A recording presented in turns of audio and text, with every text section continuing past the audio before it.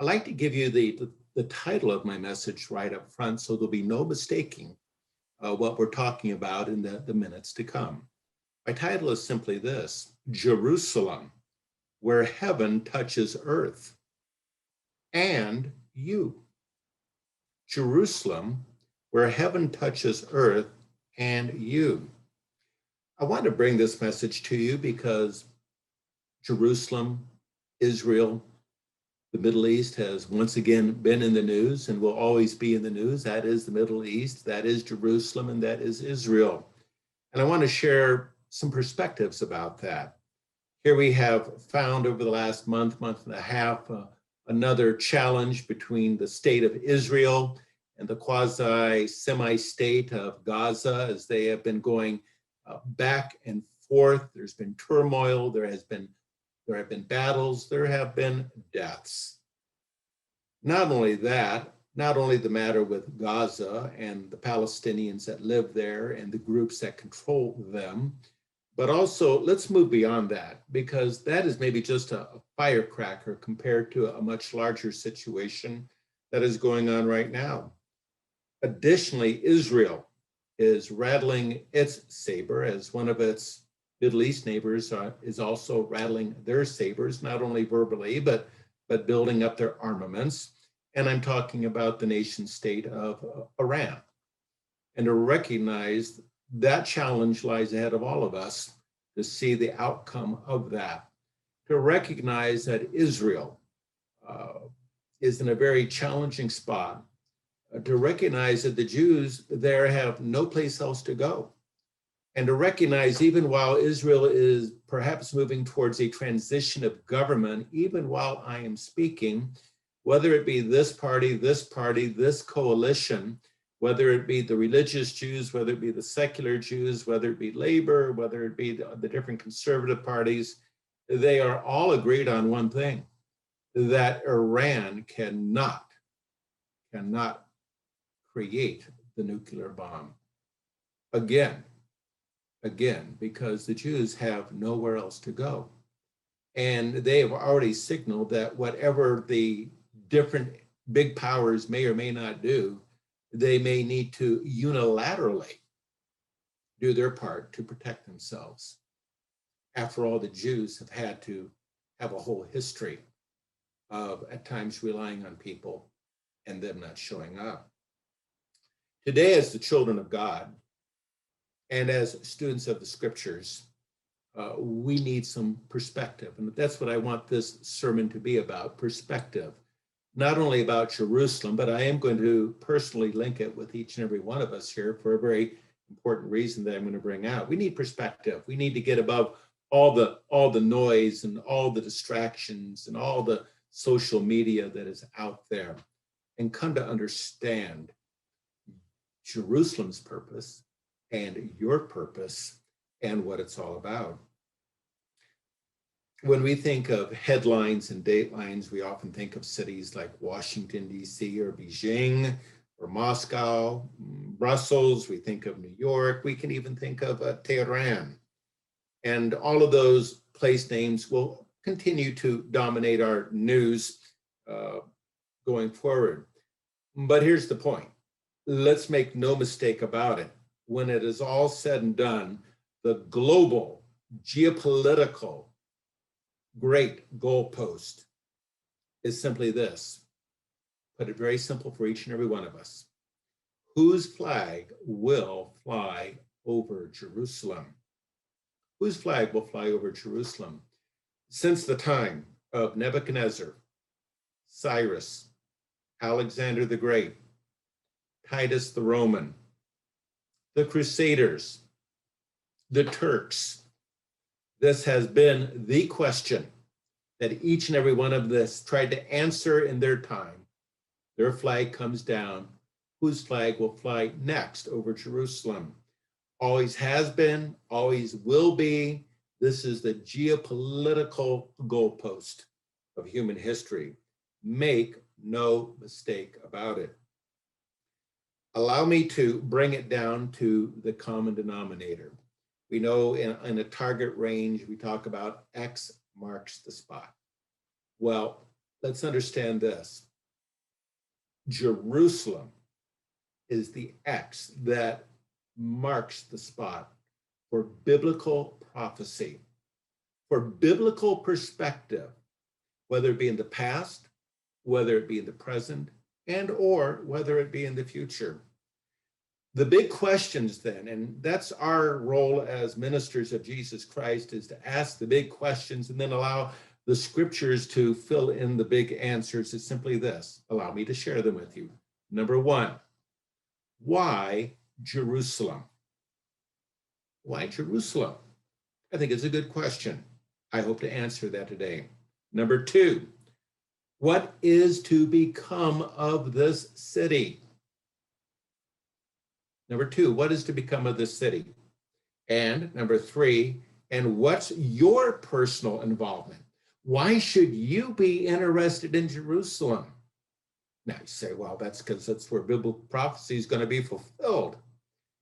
But I'm going to add another tier to that today that is going to connect you so tight with Jerusalem and what has happened there through the biblical account, and why it is so important that you understand what has occurred there over the time of human history and how it relates to you and how you can have specific takeaways that will actually match what Mr. Dennis Star Wars was just talking about in the first message.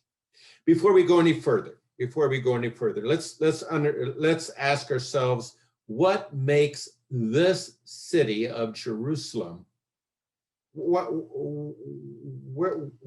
is it so important? What makes it what it is? Why is it famous? Well, let's think about that just for a moment, okay? Just a couple of points. Most cities are famous for certain reasons.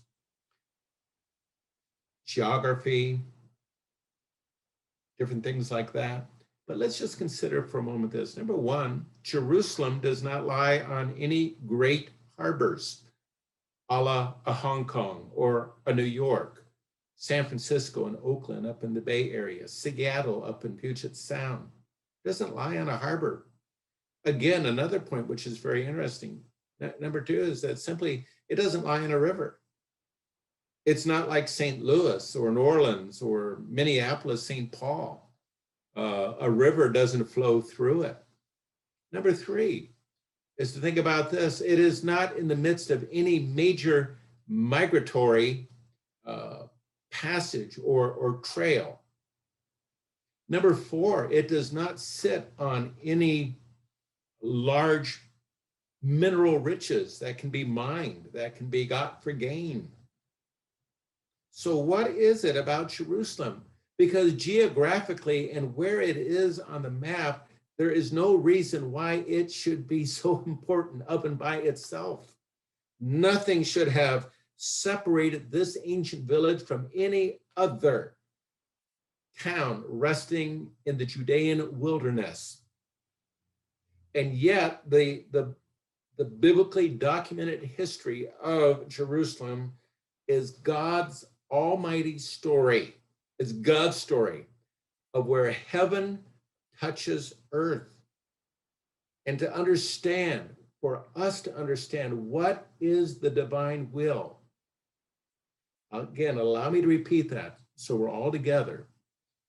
It is where heaven touches earth. So much has happened there. But it's not only for it to happen in the moment, but for us, upon whom the ends of the ages have come, to understand the divine will, not only for the citizens of Jerusalem, but for we that are citizens of the heavenly Jerusalem today, and look forward to being a part of Jesus Christ's team, that kingdom of priests that is going to assist him as the word goes out from Jerusalem during the millennium. So today I want to systematically, for you, my friends, our brethren, to systematically demonstrate from the words of Scripture of how and why Jerusalem is where heaven touches earth. And to understand then, not only there, but how it touches our lives to this day. So let's proceed. I'm just going to go through some points. I'm going to give you 4 points first. Number 1, why Jerusalem? And why we say that this is where heaven touches earth for the divine will to be made and for us to incorporate. Number 1, Jerusalem became a symbol of faithfulness. Jerusalem became a symbol of faithfulness through the act of one visionary and faithful man named Abram, when he acknowledged God's sovereignty by offering tithes and captured bounty to, notice, Melchizedek, king of Salem. Join me if you would. Let's open up our Bibles. That's why we're here today, Genesis 14, and understand what was happening with Abram in Genesis 14. And let's pick up the thought in verse 18, please. Genesis 14:18. Then Melchizedek, king of Salem, brought out bread and wine. He was the priest of God Most High. He brought this out after there had been a major battle between the kings of the area, and there was a victory.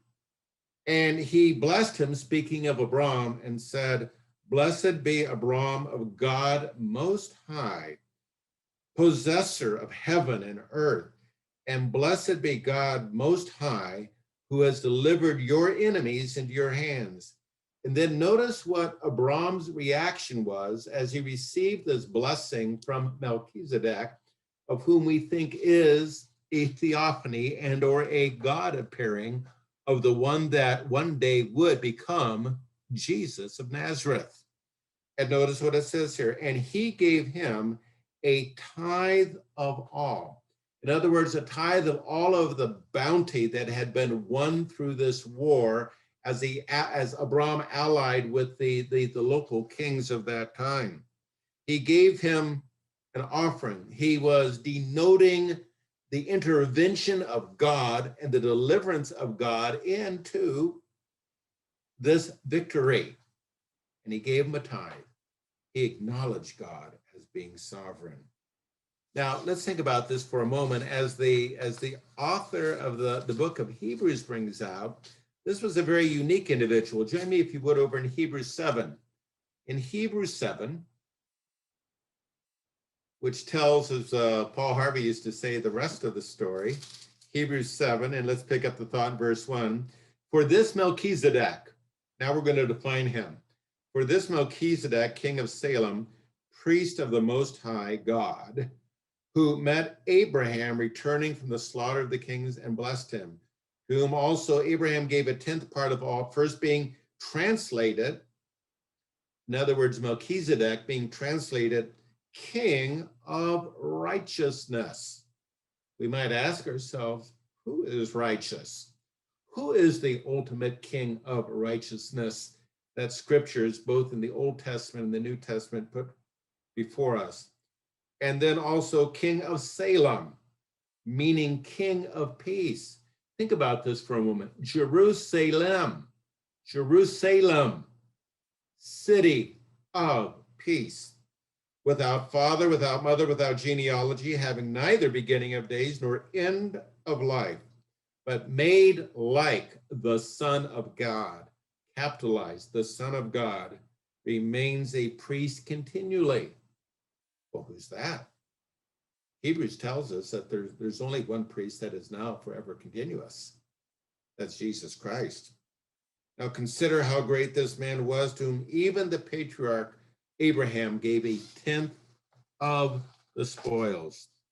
So here we see, number 1, we see a very important point of Jerusalem, heaven, this theophany coming down, the word, called Melchizedek in this sense. Later, in his human manifestation, Jesus of Nazareth. And we notice that Abram puts first things first and denotes God's sovereignty in his life. He does not live circumstantially, but by design, and gives God a tithe. Let's go to the second point here. You might just want to jot down faithfulness. and surrender to God's sovereignty. Well, number two then is simply this: Jerusalem became a symbol of surrender to the divine will. Jerusalem became a symbol of surrender to the divine will. When Abraham would willingly, as most of us know the story, would willingly offer up the son of promise, Isaac. What an incredible story. Join me, if you would, for just a moment. Let's go to Genesis 22. In Genesis 22, if you'll join me there, please, you find the famous story of now no longer Abram. He's given the name Abraham, but he's given something else to do. And we find in Genesis 22, and picking up the thought in verse 1. Now it came to pass after these things that God tested Abraham and said to him, Abraham, Abraham, and said to him, Abraham, and he said, here I am. Then he said, take now your son, your only son, Isaac, whom you love, and go, notice, important now in the story, go to the land of Moriah and offer him there as a burnt offering on one of the mountains of which I shall tell you. So Abraham rose early in the morning and saddled his donkey and took two of his young men with him, and Isaac and his son, and he split the wood for the burnt offering and arose and went to the place of which God told him. It's very interesting then when you go to verse 14. Chapter 22, verse 14, notice what it says, moving further into the story for sake of time. And Abraham called the name of the place, the Lord will provide. As it is said to this day, in the mount of the Lord it shall be provided. But he came to that after what he did, that he was willing to go up this mount, take that journey, go up that mount, sacrifice the son of promise in this land of Moriah on one of the mountains. Now, for those of you that are just becoming acquainted with the word, may not know the different parts of Jerusalem, Mount Moriah, what they now call Mount Moriah, is in the environs of Jerusalem. And he took this man, this faithful man, this man that walked out of civilization and made that pilgrimage to wherever God told him to go, this God that could not be seen, this God that was his compass. He did not have a GPS other than he surrendered his will to God and what God asked him to do, even that which is like humanly incredible, to sacrifice your son, that he would do so. And it was in the environs of Jerusalem.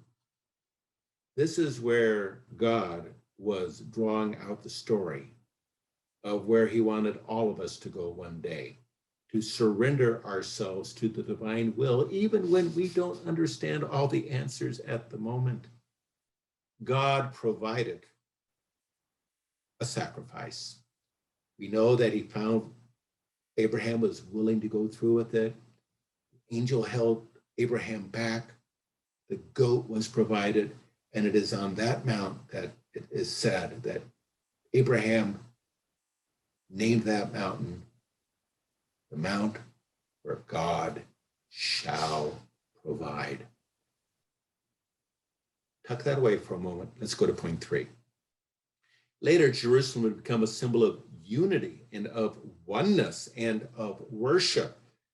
This spot where Abraham had offered tithes, this spot where Abraham now had been willing to surrender up his son to God's sovereignty, surrender himself, and again give more than just booty from a war, but to flesh of his flesh and bone of his bones, to give that up. But now, number 3, Jerusalem becomes a symbol of oneness and of unity. This was the time of David. The kingdom had been divided between Saul and David for the first 7 years. And now that kingdom of the northern tribes and of Judah and the others had to come together. And David transformed a Canaanite, Jebusite town into a unifying symbol for all the tribes to come together and to be united and to be one with serving God after this time of civil war. Join me, if you would, in 2 Samuel 6. In 2 Samuel 6,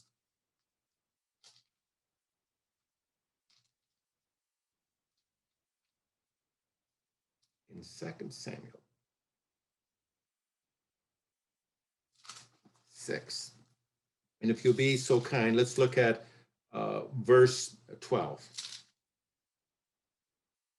Now it came, now it was told King David, saying, the Lord has blessed the house of Obed-Edom and all that belongs to him because of the ark of God. So David went and brought up the ark of God from the house of Obed-Edom to the city of David with gladness. Now, in that ark, which Israel had had for 400 years, it was kidnapped by the Philistines. It's now back in the hands of the Israelites. David is now ready to bring it into Jerusalem, to the city of David, his city, with great gladness. It is in that ark that was inside the ark where the 10 Commandments was the sample of the manna, was the budding rod of Aaron to show that who will God select. And so it was when those bearing the ark of the Lord had gone 6 paces that he sacrificed open and fatted sheep. That's quite a sacrifice, every 6 feet or 6 paces. Then David danced before the Lord with all of his might. And David was wearing a linen ephod.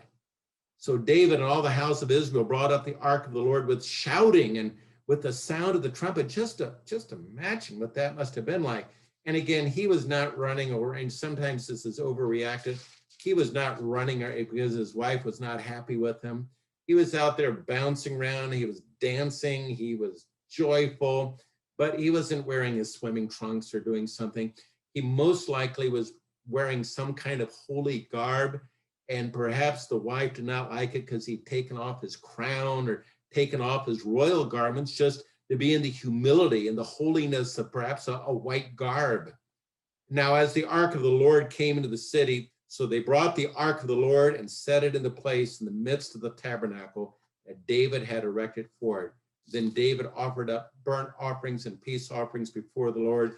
And when David, verse 18, offered burnt offerings and peace offerings, he blessed the people in the name of the Lord of the host. Israel had come together. Where did they come together? Unity is of God. Heaven touched earth. God touched Jerusalem. God inspired David to bring in that ark for his flock, his chosen people, his covenant people to be one. Number four, and last, it's under David's son, Solomon, that Jerusalem would become the symbol of God's presence in the temple. Not just his presence of touching Jerusalem off and on, but that Solomon was chosen to be the one to build the temple. And it is in that temple that the presence, that Shekinah presence of God came down and dwelt in that Holy of Holies. Dwelt in the Holy of Holies. Imagine that. The presence of God. Incredible. Let's think about that for a moment. Let's go to 2 Chronicles 5. Join me if you would there for a moment. 2 Chronicles 5.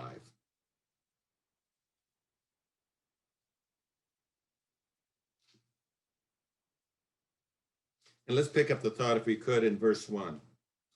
In 2 Chronicles 5, verse 1. So all the works that Solomon had done for the house of the Lord was finished, and Solomon brought in the things which his father David had dedicated, and the silver and the gold and all the furnishings, and he put them there in the treasuries of the house of God. So he picked that up in 2 Corinthians 5 and in verse 1. But then notice what happens in verse 13. In verse 13, it says this, and indeed it came to pass when the trumpeters and the singers were as one to make one sound to be heard in praising and thanking the Lord, and when they lifted up their voice, when the trumpets and the cymbals and the instruments of music, and praised the Lord, saying, for he is good, for his mercy endures forever. We sing that in our hymnal, that the house of the Lord was filled with a cloud. That wasn't a roving cumulus or cirrus cloud, This is speaking about the cloud that is that Shekinah presence that would come down in the tabernacle in the days of the wilderness, and now is touching Jerusalem. Why? Because that's where heaven touches earth for you and me even today to understand the will of God in our own lives. Join me, if they would, then over in chapter 6, and let's pick up the thought in verse 18. Verse 18, it says, where Solomon is talking about, will God indeed dwell with men on the earth? Behold, heaven and the heaven of heavens cannot contain you. You have much less this temple which I have built.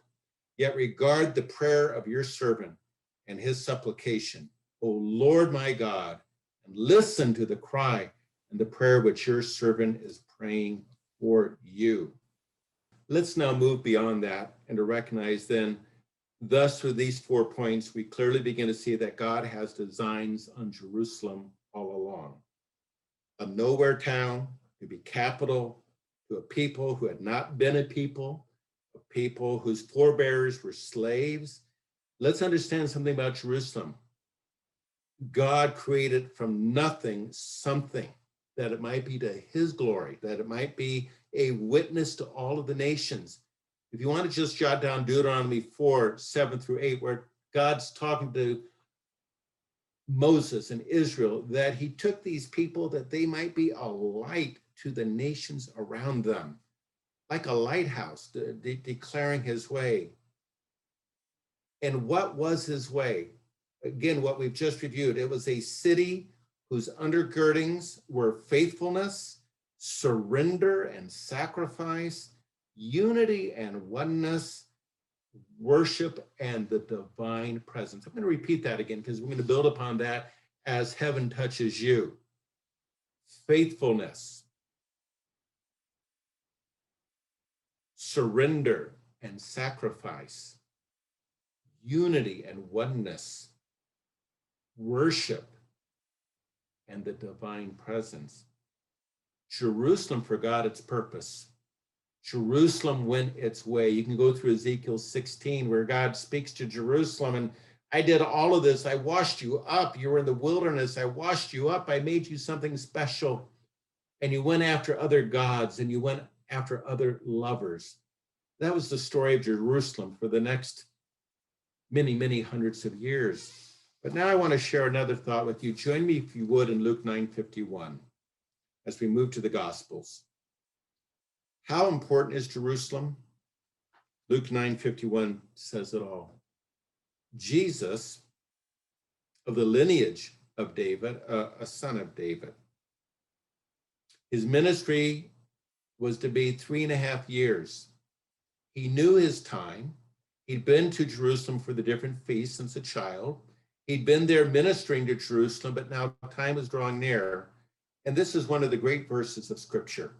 It tells us about the wherewithal that was within our Savior and how special Jerusalem was. Now it came to pass, Luke 9:51, when the time had come for him to be received up, that he steadfastly set his face towards Jerusalem, like this. He was locked on to Jerusalem. The shortest distance between two dots is a straight line. His time had come, and this is where heaven would touch earth, and the will of God would be known once again. This is incredible when you think about it, because again, Jerusalem is the bullseye of God's purposes on earth. He has a purpose for all of the earth, but it's magnified by him touching Jerusalem and what he does there.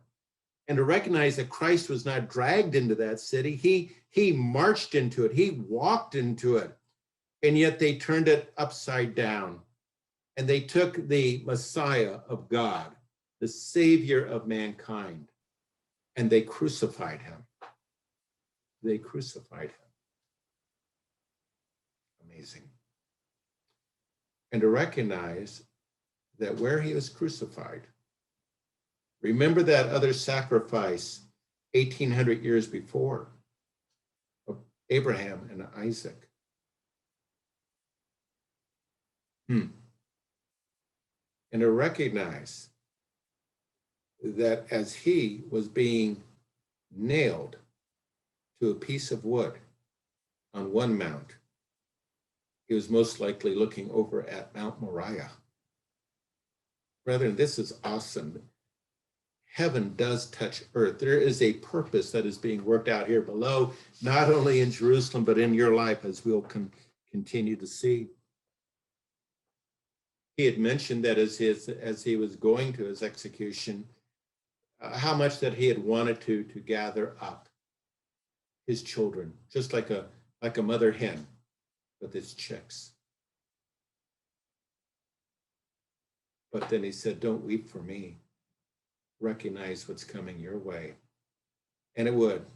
Nearly 40 years later, his prophecy would come true in the destruction of the Second Temple, the Herodian Temple, as we call it, around 69, 70 AD. The Jews would be scattered. 50 years later, in 135 AD, there would be a second revolt called the Bar Kokhba revolt. And the Jews would be scattered to the four corners of the earth. The Emperor Hadrian tried to eradicate the memory of the Jewish people and what that town on that hill was all about. He expelled them from the city on pain of death and changed the name to a pagan name, Aelia Capitolina. Aelia was the family name of Trajan and Hadrian. And Capitolina was one of the 7 hills of Rome, of which all of the big monuments and all the big temples were on. And in the spot of where the temple was, he built a temple. He built a temple to Jupiter, the major god of the Romans. He also sowed salt into the ground that nothing might grow. And so this was what happened to Jerusalem. And it would only be another 1,800 years from that time forward that the Jews might even be able to come back in the late 1940s, and be able to be in this city of David. It's an amazing story. It's an amazing story. And now Jerusalem is Israel's eternal and undivided capital. Interesting. I want to share a thought with you if you'll join me in Zechariah 12. Zechariah 12. And if you join me, please, in Zechariah is right there at the end of the Old Testament. I'm reminding myself. And let's take a look at chapter 12. And let's pick up the thought, if we could, in verse 2. And as you're turning there, I am actually going to be reading this in the New Living Translation. This message concerning the fate of Israel came from the Lord. This message is from the Lord, who stretched out the heavens, laid the foundations of the earth, and formed the spirit within humans. So thus it's a universal message. I will make Jerusalem and Judah like an intoxicating drink to all the nearby nations that send their armies to besiege Jerusalem. On that day, here we have ownership. Here we see that a purpose is being worked out here below. My comments will make Jerusalem a heavy stone, a burden for the world. None of the nations who try to lift it will escape unscathed. Something's happening here. Actually, in the New King James English, it says this: "Behold, I will make Jerusalem a cup of drunkenness to all the surrounding people when they lay siege against it." Jerusalem is a problem. I mean, humanly, it's a problem. And it always has been. And humanly, it's been where man wants to dominate over that which God is doing in God's purposes. And that's where we want to continue and to understand what not man is going to do, but what God is going to do. What lies ahead? Is there a greater flashpoint that we have not touched upon yet, where God, once again, heaven is going to touch Jerusalem? What's going to occur in this city, Jerusalem, which is called the city of peace? Well, let's take a look at this for a moment. If you'll join me in Isaiah 62. in Isaiah 62. Because God has all sorts of promises about Jerusalem. And as I'm saying that, please understand, God has all sorts of promises in store for you too. And they coincide, they just link. They're like locked together. In Isaiah 62, for Zion's sake, I will not hold my peace, and for Jerusalem's sake, I will not rest until her righteousness goes forth as brightness and her salvation as a lamp that burns. Here's what I want to share with you, friends, today. You and I worship. We have faith in, we have surrendered, we have united. We have the presence of that one in us that is a restless God. Have you ever run into somebody that's restless? They don't, they're like this. There's an edge, there's an energy. God's not shaking up there. He knows what he's doing, but there's an energy moving ever forward, never stopping. He's restless, not only to rescue Jerusalem, but to rescue all of humanity, because Jerusalem, Israel, the Jews, they are a model of what God wants to do for all of humanity. They don't have the monopoly. They are a first fruit people, but they don't have the monopoly. How heaven touches Jerusalem is what God wants to do for all of mankind. We also notice then, join me even in verse 6. This is very important in verse 6. Maybe you've never seen this before.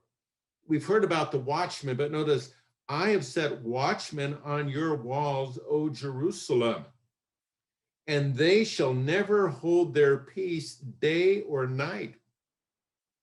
You who make mention of the Lord, do not keep silent, and give him no rest till he establishes, until he makes Jerusalem a praise to the entire earth. God is not only watching over Jerusalem, but over the centuries, he appointed people to be watchmen on the walls to protect it. But he's speaking about something else as well down to our time, that you and I are watchmen. And we are to be watching Jerusalem. And we are to be watching heavenly Jerusalem above and proclaiming and being a witness, as Mr. Star Wars brought out, by our example, by our training, by our development in what God is wanting us to do as being a part of his family, that kingdom of priests that are going to teach his ways, that are going to proceed out from Jerusalem. How restless are you today to proclaim the example of Jesus Christ in you? And when things happen, to give God the glory, because he's touched your life. And it's not all about you. Join me, if you would, in Zechariah 14. God is going to interrupt human history.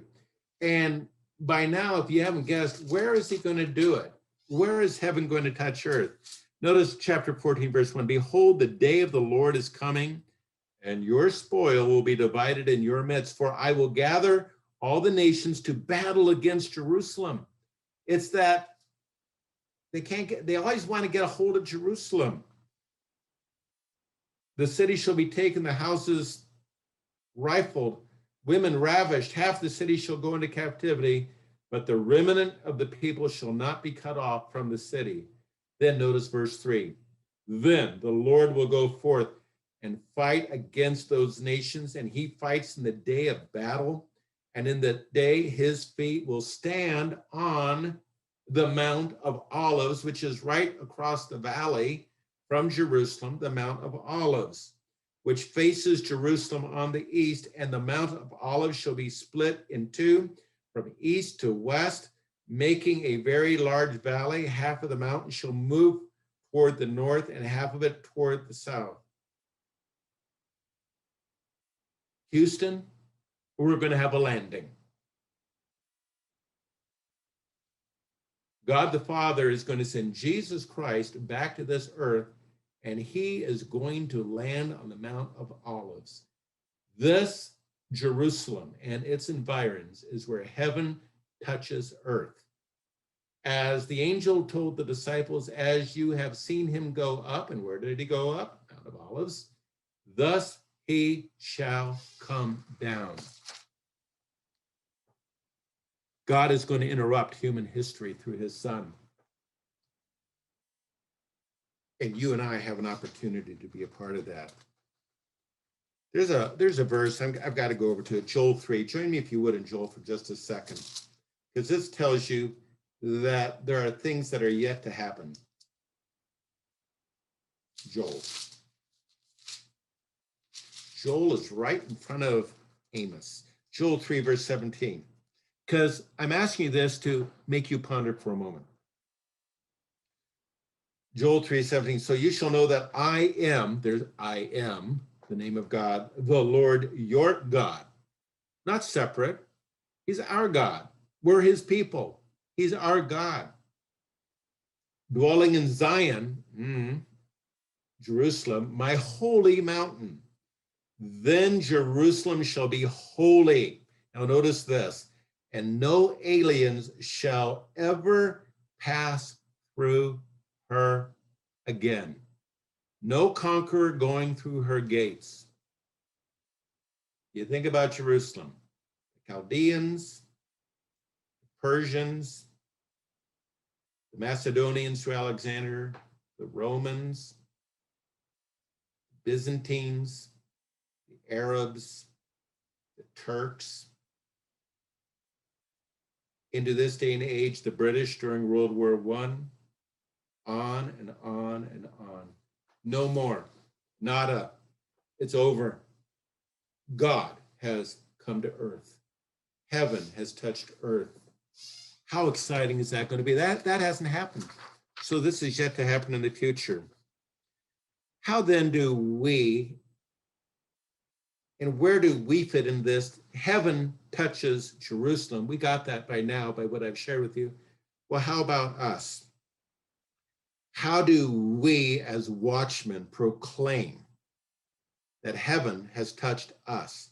Let's understand one thing. Join me in Galatians 4. I'm going to just give you two quick verses on this to identify where we're going to. Galatians 2, if you'll come with me, please. How do we get linked in with Jerusalem? Galatians 4, and notice what it says here.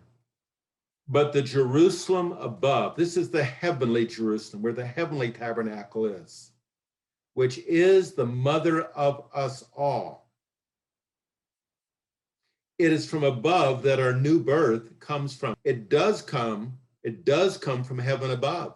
It comes to the throne, from the throne of God, because it is God the Father that calls us, and by and with his Son. So Jerusalem above nurtures us. We are touched individually by God's will, not because of who we are, but because of who he is, by his grace. Just like Jerusalem, this nowhere town, a nowhere person like myself was touched by God, that we might be watchmen, that we might sing his praises, that we might glorify him, that we might example that which is above down here below for a moment as heaven touches earth. Join me if you would then in Philippians 3. In Philippians 3.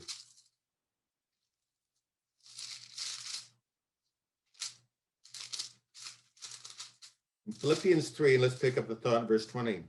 For our citizenship is in heaven. What's in heaven?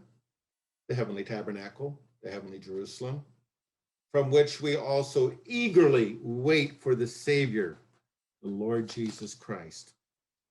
With all of that, then, this identifies us, this links us then. We are part and parcel of Jerusalem, upstairs, and what's happened downstairs here on earth. So then, let's ask this question. What are we proclaiming? I'm going to give you some very quick points. Buckle up, not going to go fast, but I want to make this for you to take away from this message about Jerusalem.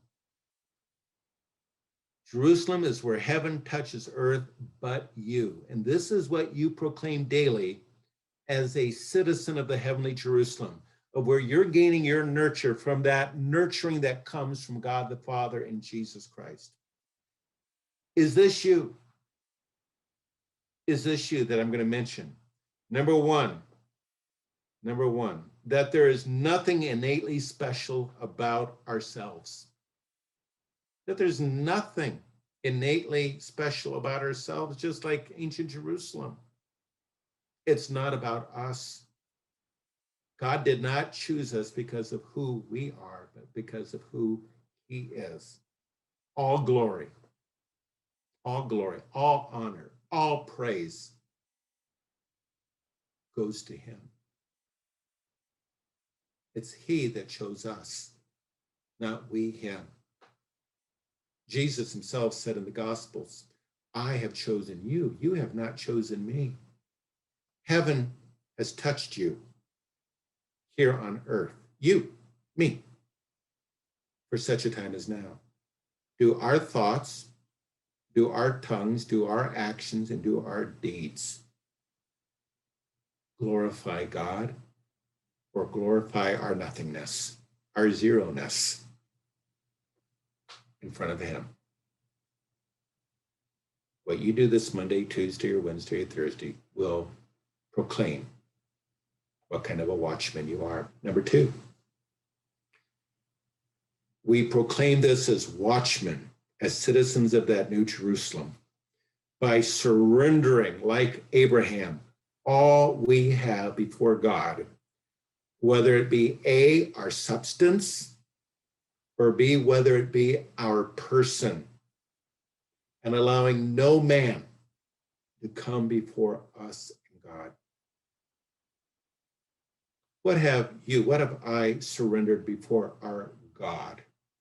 That doesn't quite make human sense, but that we have trust and confidence that at the end of the day, he will equalize everything to his glory and bring us along and will allow us to be a part of his story.